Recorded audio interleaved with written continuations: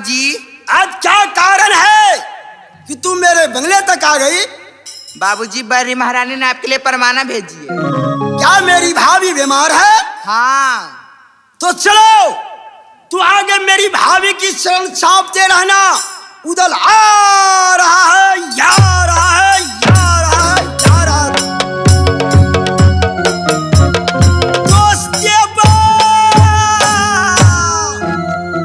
हाँ जाएंगे। एक फरमाना मेरी भाभी लक्ष्मीनिया का है, पढ़ करके सुनाएंगे।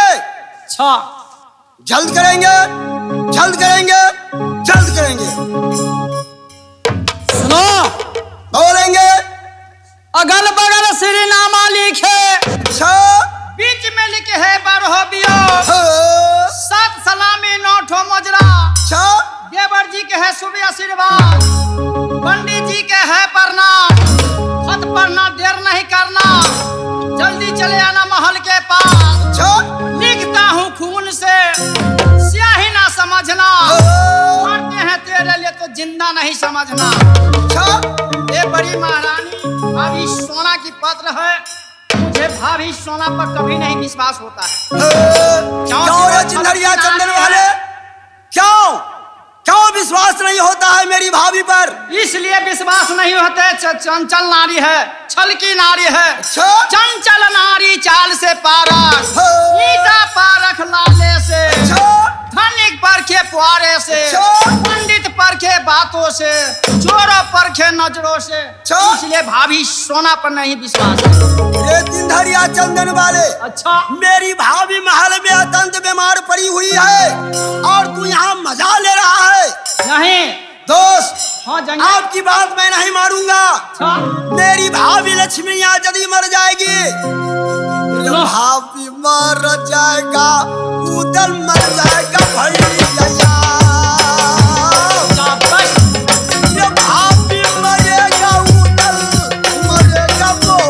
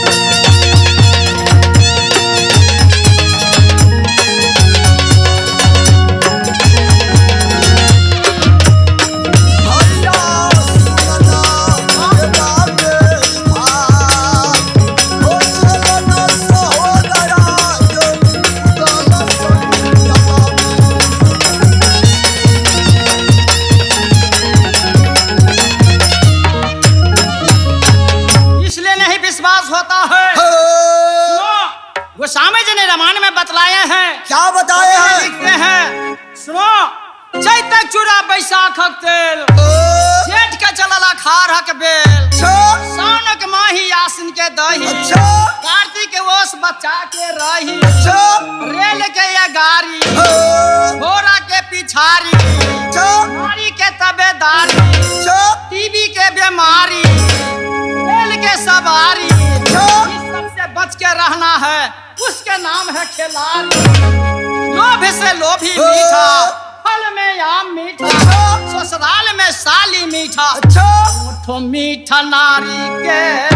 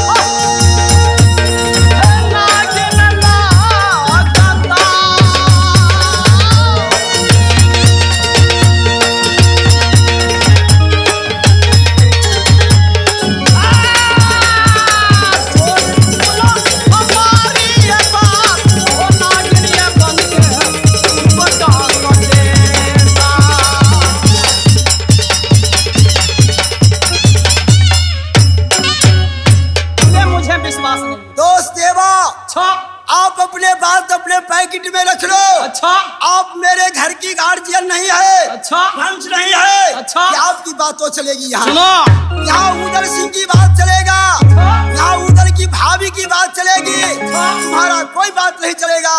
भाभी ये सोना, भाभी सोना लगा बेटोना, जिस सोना से कुछ नहीं होना, बिन खुशी के बेना। चुप रहेगा तिनधारी की चक्कर वाले। अच्छा, द्वारे द्वारे भीछा मांगने वाले। क्यों नहीं? जात की ब्राह्मण तू क्या जानेगा देवर भाभी का हाल है? नहीं, मैं जानता हूँ मेरी भाभी क्या है। नग मोहब्बा की वो भगवती है, भगवती है, भगवती है।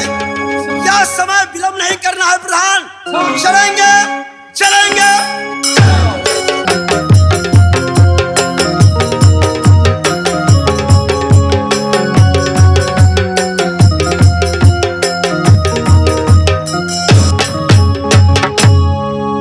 ये मैं क्या देख रही हूँ?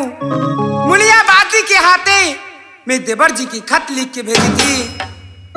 क्यों देवर जी मेरे खत नहीं पढ़े?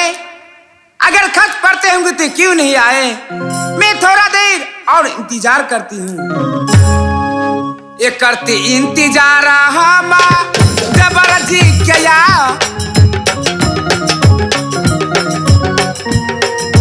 करते इंतजार हम वही देवरा के।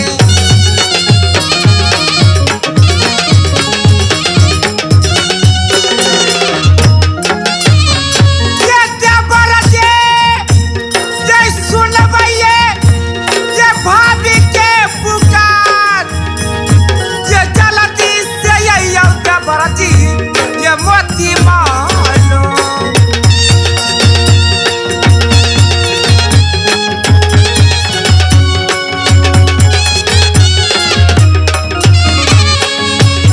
देवरा जी सुनबई ये भाभी के पुकार, ये जल्दी से ये देवरा जी ये मोती मानो।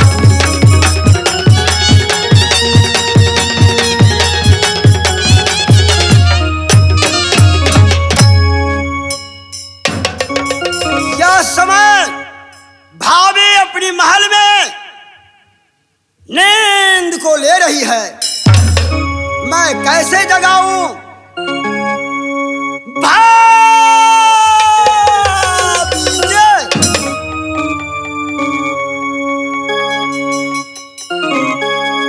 देवर जी भाभी खुश रहे देवर जी।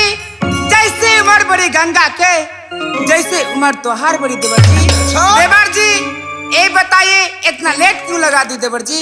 ए भाभी, तुम्हारी मुनिया परमाना लेकर गई। हाँ देवर जी। जैसे मेरे दोस्त देवा पढ़ के सुनाया, वैसे मैं तुम्हारी महल को पधार दिया। ए देवर कारण क्या जी है बताइए। मुझे लालसा लगा है कि कीर्ति सागर मेला लगा है।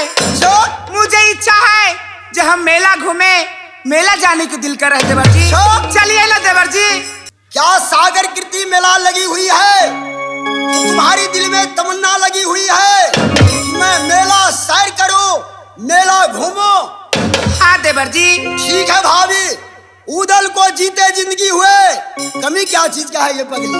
ए देवर जी जल्दी चलिए ना देवर जी, हमको मेला घूमने की बहुत मन कर रहा है देवर जी। जितनी नर नारी है नग्न मोहब्बा की, सबको सजाकर लाले पीरे डोली सजा लो और सोच सागर की मेला को चलो। क्यों नहीं देवर जी? ये पीछे पीछे उदल सुंदर पिंदल सजाए गया। ये पीछे पीछे उदल के बाद सुंदर पिंदल।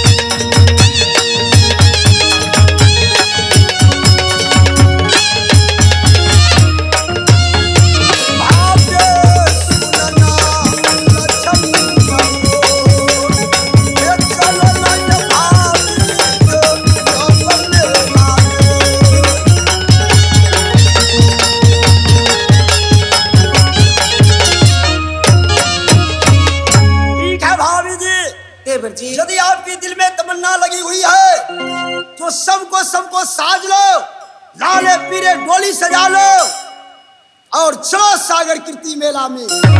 आई जल्दी में चलिए देवरा जी कीर्ति सागर में लवा।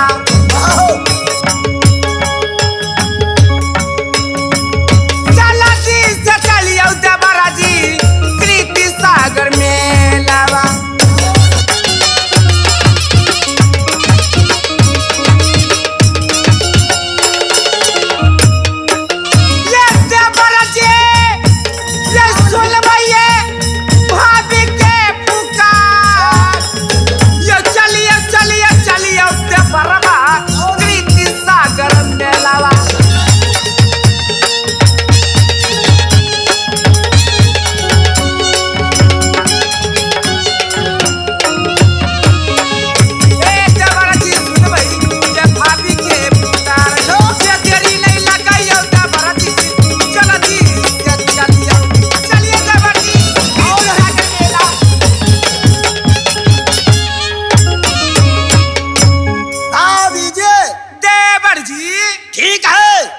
तुम्हारी दिल में तमन्ना लगी हुई है तो यह क्षण चलेगी।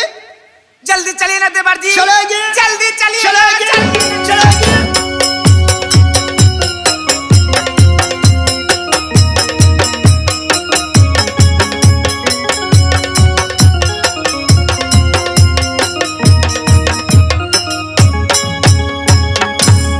देवर जी। हाँ बीजी। आज मैं इतना सारा भीड़ देख रहा हूँ देवर जी, कीर्ति सारा मेला लगा हुआ है देवर जी। मुझे भी दिल करता है कि मैं भी जाऊं। ठीक है भाभी, तुम्हारी इच्छा है कि मैं सागर कीर्ति मेला घूमूं तो मेरा भी इच्छा है, चलेगी। आ मेला घुमा दे देवर जी कीर्ति सागर जा।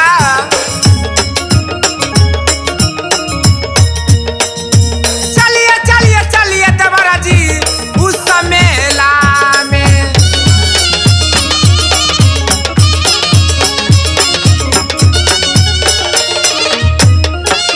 ये देवर जी ये सुनवाइए ये भाभी के पुकार।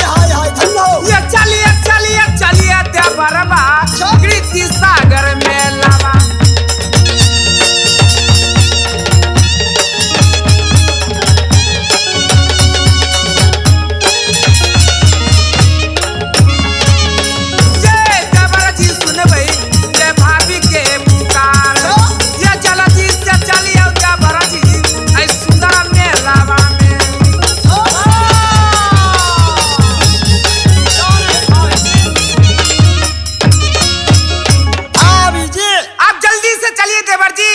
मेला में बहुत सारा भीड़ लगा हुआ है। चलिए देवर जी चलिए। आज तुम्हारी इच्छा है कि मैं सागर कीर्ति में स्नान करूं और भोला बाबा की जल चढ़ाऊं।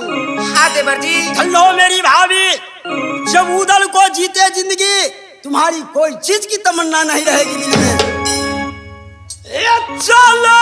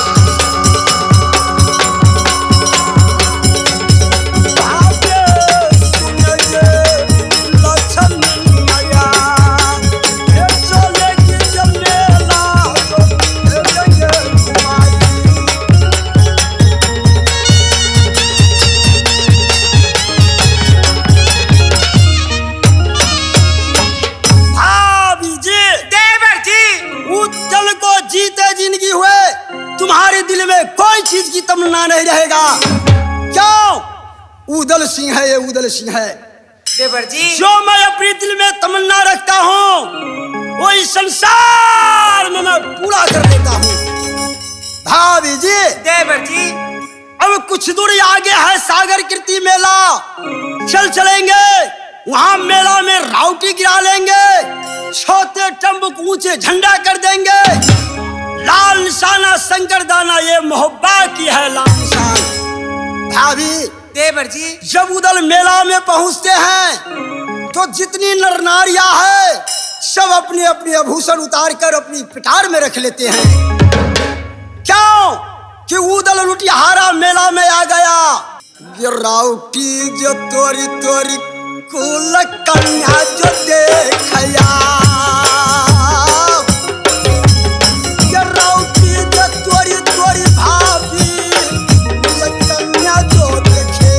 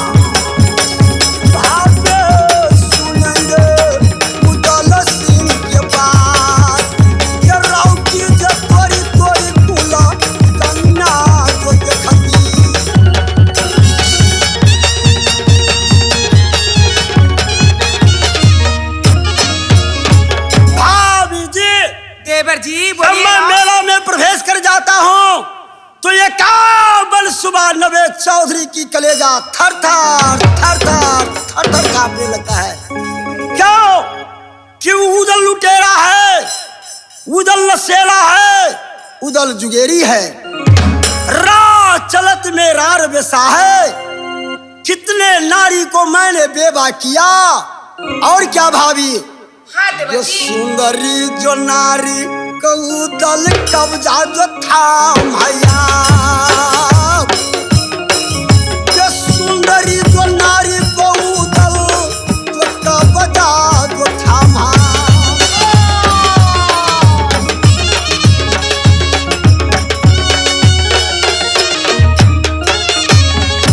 यदि भाभी सोना की लालसा लगी है दिल में, क्यों नहीं मेला घूमने के लिए, तो चलो ये सहोदरा है मोहब्बा ये बात। धन्नो मेरी प्रधान धन्नो।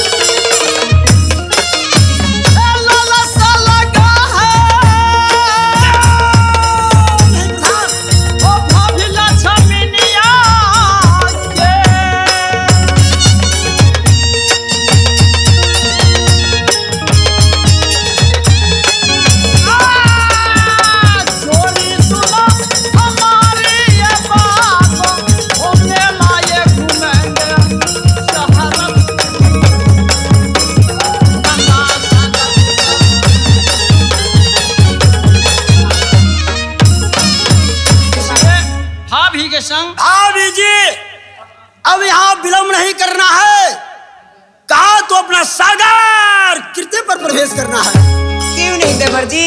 चलेगी भाभी चलेगी चलेगी। आई चली हाँ मैं भेलिया